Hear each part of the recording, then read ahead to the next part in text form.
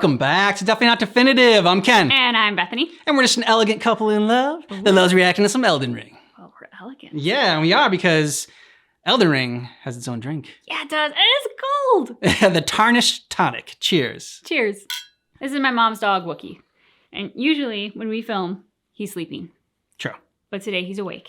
And he would like to be the star. So today we're checking out the lore of the Elden Ring bosses by Vadi. And so, yeah, if you want all of our Elden Ring reactions, check out the description of this video. We got a playlist there for you. We react a lot to Elden Ring now because we got, it's got its own drink. Yeah, so it's an official part of the channel now. Are you ready? Oh, I'm so ready. Okay. Where do you go after death? What is the right way to die? Can death be overcome? And if it can, what are the consequences of such a thing? These questions are at the very heart of Elden Ring's story, and in order to answer them, I want to go over a set of bosses that are defined by their relationship to death, those being the Deathbirds, the Ancestral Spirits, the Tibia Mariners, the Godskins, the Burial Watchdogs, and the Black Knife Assassins. Understanding these bosses will teach you so much. Like the Ancestral Spirits. Like the Tibia's In Elden one. Ring, oneself is separated into two distinct entities. There's the body, which is one's physical self or corporeal flesh, and then there's the spirit, which is essentially the soul that commonly persists after death. In the age of the Erd Tree, the bodies of the dead and their spirits are returned to the Erd Tree. This is done via a process called Erd Tree Burial, where great tree roots in catacomb dungeons absorb the dead so that they might be immortalized with the Erd Tree. But it was not always this way. In fact, the entire culture of death had a different shape in the earlier days of the Lands Between. Back then, instead of Erd Tree Burial, death commonly burned in Ghost Flame. Ghost Flame, also known as Spirit Flame, is a cold, white flame that is created when bones are burned to ash. We learn this from the fallen hawks who prowl the underground rivers. When the last embers of their torches were used up, they were forced to burn the bones of their fellows instead, and acquired the cold Ghost Flame. This process appears to help separate the spirit from the body, and while a lot of these spirits appear to be vengeful based on the Ghost Flame spells, I think in general having the body separated from the spirit in this way would have been a desired outcome. I speculate that we see proof of this even in the current age, where the wandering dead at Agheel Lake gaze at the sky, praying that the dragon Agheel might burn them to ash. Perhaps this was simply the acceptable way to put a tired body to rest. The keepers of Ghost Flame were the Deathbirds, who tended to the flame in their graveyards, raking out the ashen remains of the dead from their kilns. So I like to think of the Deathbirds as serving the old process of death and delivering death by reducing bodies to ash so that spirits might be better able to move on. Now, admittedly, a lot of these spirits are vengeful, and that's how Ghost Flame is sort of weaponized by the Deathbirds and sorcerers. But I do think that at its core, Ghost Flame was important just because it separated the body and the spirit. After all, the explosive Ghost Flame sorcery compares this process of death to the Erd Tree's process of death, which was pretty all-encompassing. So I think it's safe to assume that Ghost Flame was just really important to the process of death, and it was more than just, vengeful spirits and a weapon to be used. And next we should talk about the Twin Bird, which was the mother of the Deathbirds. We don't find this creature in-game, but we can find its likeness painted vividly upon a kite shield that one of the Deathbirds drops. The design might remind you of a phoenix, which is traditionally drawn with bright colors and a crest of feathers and a longish neck. Of course, the phoenix is a creature that rises from the ash when it dies, which is obviously extremely fitting for this story. So the kite shield tells us that the twin bird, or this phoenix creature, is said to be the mother of the Deathbirds. But not only that, it's also called the envoy of an outer god.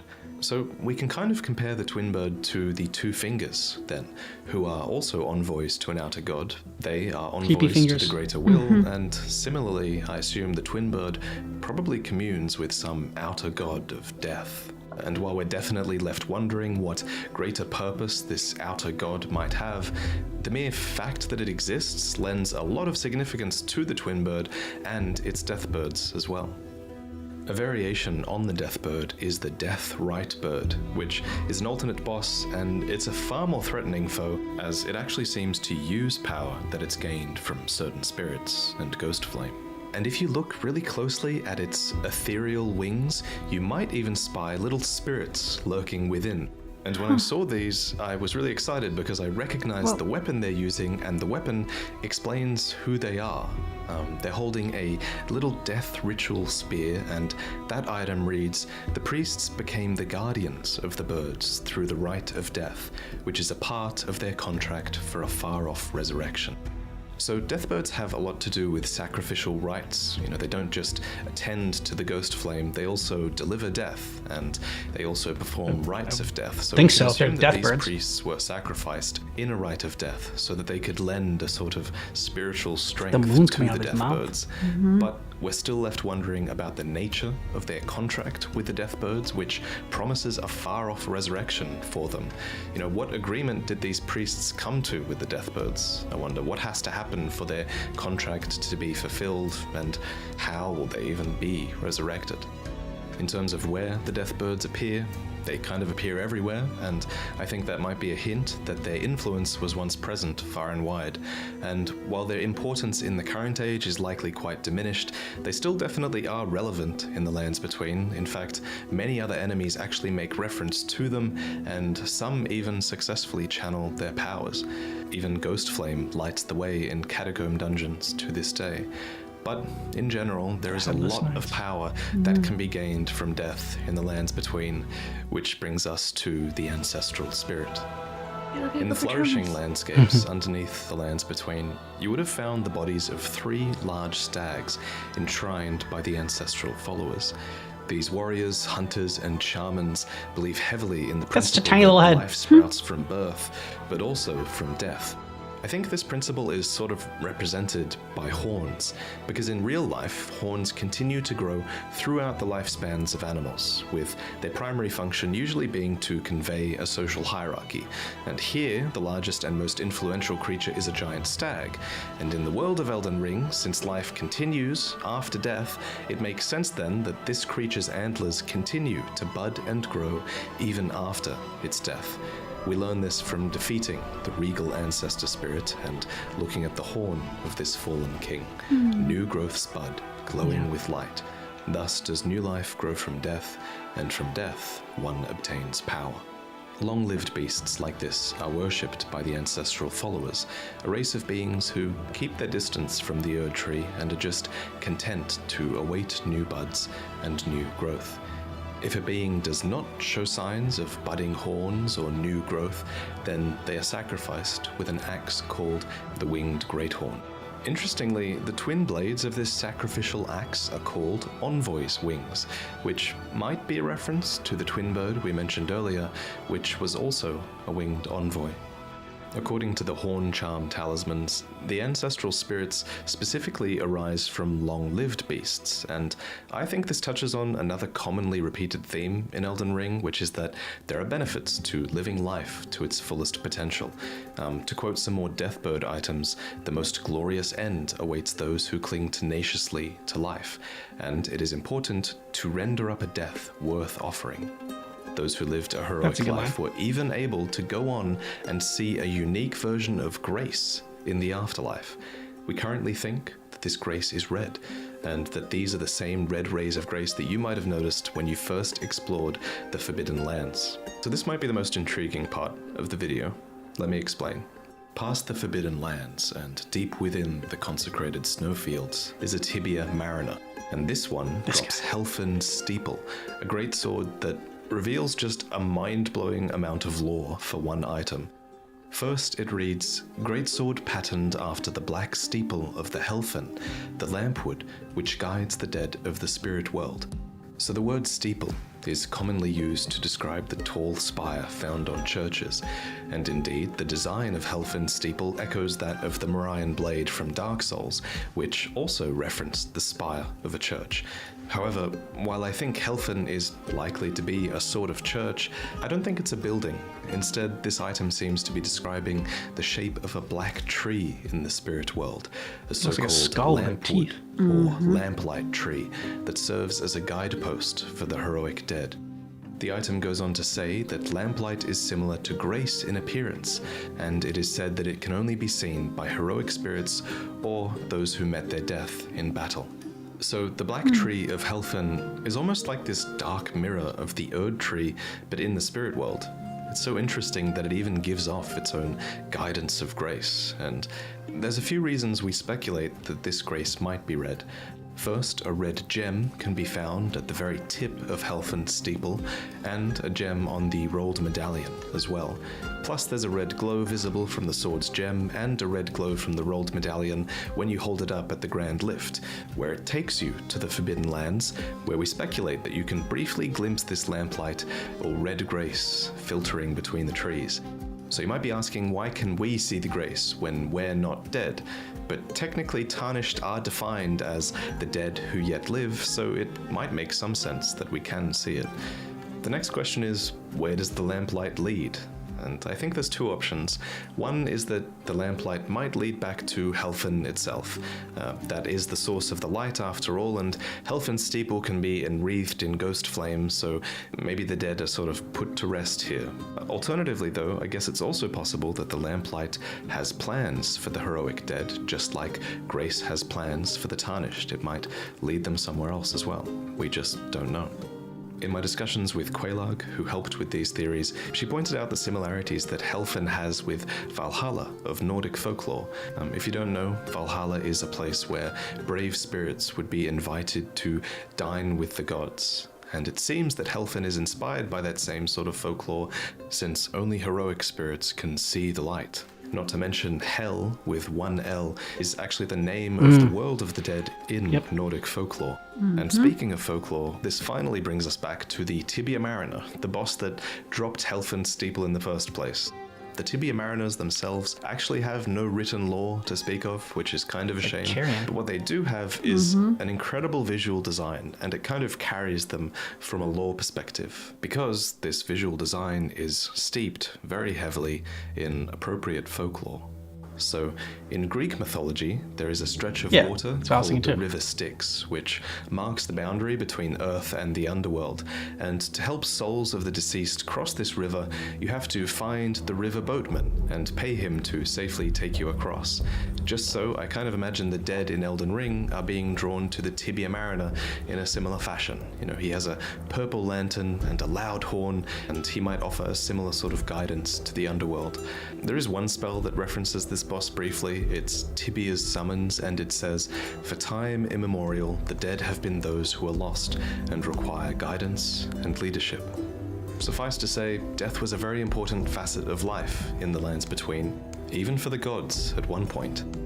Which brings us to the Godskins, an order of apostles that were born to deliver destined deaths to the gods long ago. I kind of like to think of them as a counterbalancing force to the influence of gods, wielding sharp tools for boring and slicing through flesh, and incanting spells that mocked the wrath of the gods. It seems these Godskins actually succeeded in hunting many gods, if their name is to be believed. Their robes were made by sewing together patches of smooth skin, and the nobles' robes include subcutaneous fat, which makes them plump and soft. Known for their seven-faced aprons, these nobles are the most ancient apostles, and they're deeply inhuman. Their weapon is not a slicer, but a stitcher, and they wield it with a skill that is unmatched by any lowborn. These beings were elevated to a social class above the lowborn because they served a queen, a glowmide queen. The black flames they wield are actually channeled from that queen's greatsword, and it was this queen who raised them from birth in the first place, cradling her newborn apostles in godskin cloth, so that they might grow to become the death of the gods. This glowmide queen was powerful, but what makes her character so important is that she was also an Empyrean, chosen by the Fingers. Now, remember, an Empyrean is a candidate chosen by the Two Fingers to become a god, so despite being such a dark character, the Glowmite Queen was still a valid choice for godhood. And all of this, of course, was before the Rune of Death had been removed from the Elden Ring, and it was from this Rune of Death that the Black Flame originally got its power. We only know of one other Empyrean alive at this time, and that would have been Queen Marika. Naturally, at some point, Marika and the Glowmite Queen clashed. Though, according to the Godslayer Greatsword description, we know that the Glowmite Queen was defeated by Malekith, who was the shadow of Queen Marika. He is credited with defeating the Glowmite Queen and the Apostles, and sealing off the Rune of Death, which again was the source of their power. What's not clear to me about all of this, though, is whether Marika and the Glowmite Queen were rival Empyreans competing for Looks like godhood, Daenerys. or if Marika was already a god and decided to take out the Glowmite Queen because the Glowmite Queen was an Empyrean threat to her age. But at any rate, it seems like Marika and the Glowmite Queen are opposites. You know, the Glowmite Queen ends ages, but Marika wished for an age eternal. So it makes sense that they'd clash, but there's still so much we don't know about them. But after all of this, Marika's Age of the Erd Tree began, and during this age, you were supposed to wait for the roots of the Erd Tree to call to you, so that your spirit could return to the Erd Tree after death to be immortalized with it. Specifically, these roots were found in catacomb dungeons, and there's even a statue found across the Lands Between that was designed to help people find these catacomb dungeons. This is the statue of Rosus, the Usher of Death, and he shows the dead the path towards catacomb dungeons. The catacombs themselves were built in the Age of the Erd Tree. This is proven by root resin, which states that the roots here were once linked to the Erd Tree, and it was for this reason that catacombs were constructed around these great tree roots.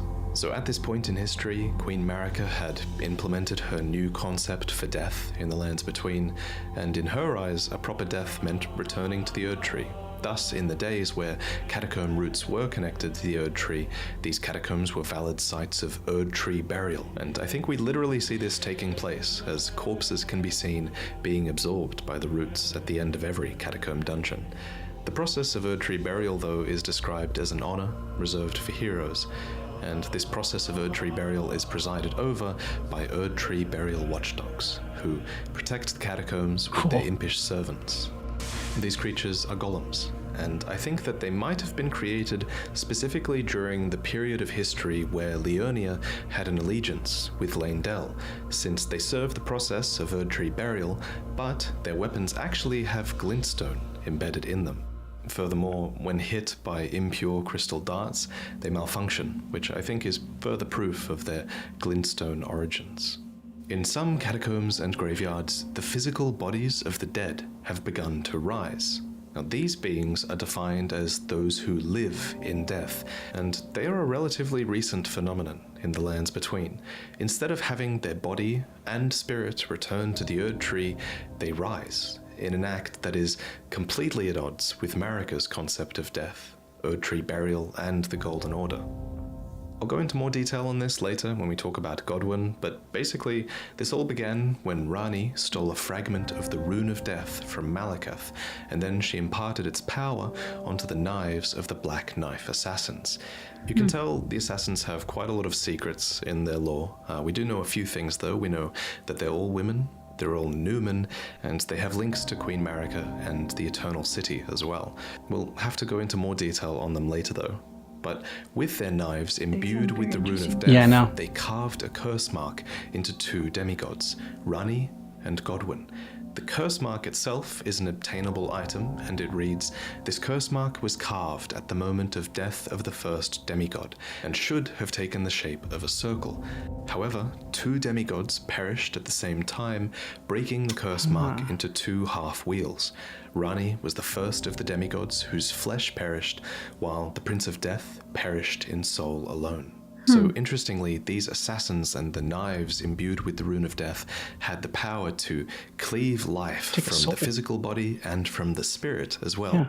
Specifically, Rani was the one whose flesh perished, and she became a disembodied spirit, free from her corporeal flesh, which is what she wanted, and she now occupies a doll. But Godwyn became the Prince of Death, living without a soul and spreading the rune of death across the lands between through Deathroot. Now, according to item descriptions, Deathroot is the rune of death itself, and it acts as a source that gives rise to those who live in death. Now, what I find really interesting is the fact that this rune of death that is embodied by Deathroot and those who live in death, it clearly has aspects of both death and life as well, which makes sense based on what you should have learned from this episode, right? Because death isn't just the end, it's life as well. So it makes sense that those who live in death would have aspects of death and life, all contained in these beings that were brought to life, in a sense, by the rune of death. And while those who live in death are a bit unnatural because they do come from this fragmented rune of death, this half of a curse mark, they still have life in death, and so you can argue that they still have a right to life. And in fact, that's entirely what one of the endings is about, at least how I understand it, and I'll try to explore it more thoroughly later on. These beings are persecuted and hunted down by fundamentalists of the Golden Order, and whether these fundamentalists are truly serving the fundamentals of order in the first place is just a topic that is very interesting to explore.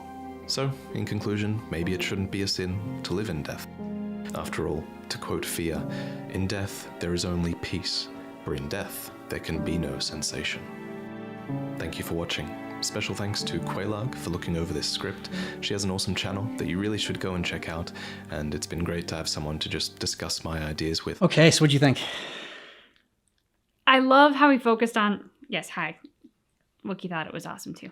I love how he focused on the fact that the connection between life and death, because it's true, like what makes life so valuable is the fact that it isn't indefinite. It is going to have an expiration point, so you have to make the most of it while you can. And then separately from that, the fact that the sort of like death bosses, the death keepers, in their various forms were persecuted because people feared what they don't understand. And of course, none of us have ever been on the other side of death and come back to talk about it.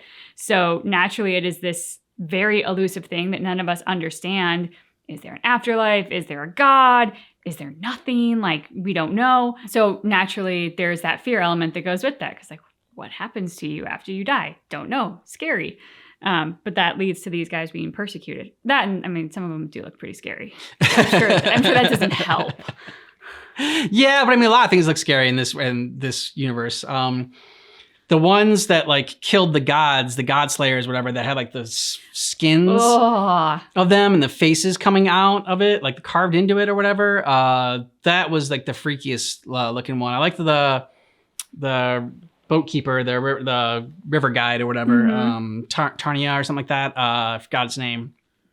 But I liked him right away, his design, and like I'm glad that Vadi like just said that his design was great and was cool. I was like, yeah, that's like what drew me to him in the first place.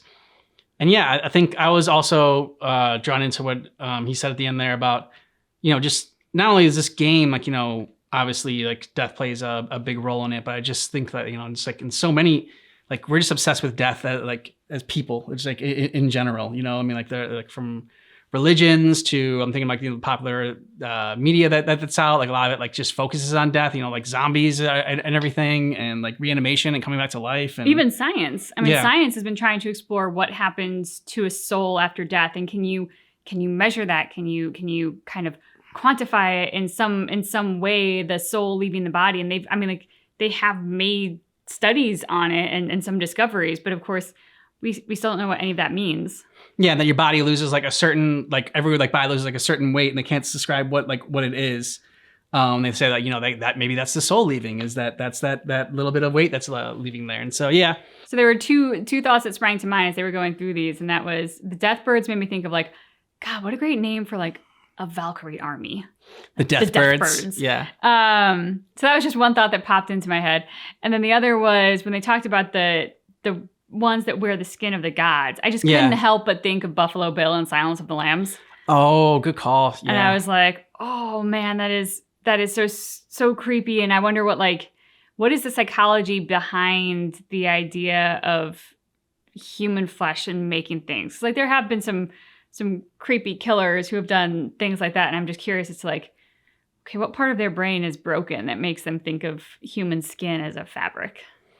Yeah, I don't know. Like as though they're like you're wearing your enemy or something like that, or like they're living on through you. And like, I mean, it's just, yeah, I don't know the exact psychology of it. And I don't necessarily want to get into that mind.